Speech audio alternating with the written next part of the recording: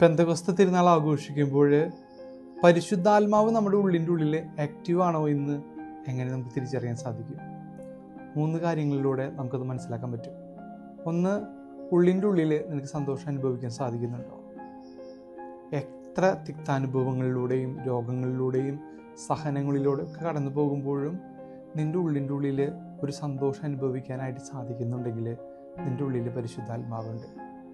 രണ്ടാമത്തെ കാര്യം, നിൻ്റെ സാന്നിധ്യം മറ്റുള്ളവർക്ക് സമാധാനം നൽകുന്നുണ്ടോ? തീർച്ചയായിട്ടും അപ്പോൾ നിൻ്റെ ഉള്ളിൽ പരിശുദ്ധാത്മാവ് ഉണ്ടെന്ന് ഓർക്കണം. നീ കടന്നു ചെല്ലുന്ന ഇടങ്ങളിൽ നിൻ്റെ ഇടപെടലുകളിലൂടെയൊക്കെ മറ്റുള്ളവർക്ക് സമാധാനം ലഭിക്കുന്നുണ്ടെങ്കിൽ നിൻ്റെ ഉള്ളിൽ തീർച്ചയായിട്ടും പരിശുദ്ധാത്മാവുണ്ട്. മൂന്നാമത്തെ കാര്യം, മറ്റുള്ളവരെ കുറിച്ച് നിനക്ക് നല്ലത് പറയാൻ സാധിക്കുന്നുണ്ടെങ്കിൽ, നന്മ കണ്ടെത്തി അവരുടെ സൽപ്രവൃത്തികളെ കുറിച്ച് പറയാൻ സാധിക്കുന്നുണ്ടെങ്കിൽ നിൻ്റെ ഉള്ളിൽ പരിശുദ്ധാത്മാവുണ്ട്. മാമോദീസയിലൂടെയാണ് പരിശുദ്ധാത്മാവിനെ പൂർണ്ണമായിട്ട് നമ്മൾ സ്വീകരിക്കുന്നത്. മറ്റു കൂദാശകളിലൂടെ നമ്മൾ ആക്റ്റീവാക്കി നിലനിർത്തുകയാണ്. അതുകൊണ്ട് ഈ പെന്തക്കോസ്ത് തിരുനാൾ ദിവസത്തിൽ നമുക്ക് കൂദാശകളിലൂടെ നമുക്ക് ലഭിച്ച ഈ വലിയ സഹായകനെ ആക്റ്റീവായിട്ട് നിലനിർത്താനുള്ള കൃപയ്ക്ക് വേണ്ടി നമുക്ക് പ്രാർത്ഥിക്കാം.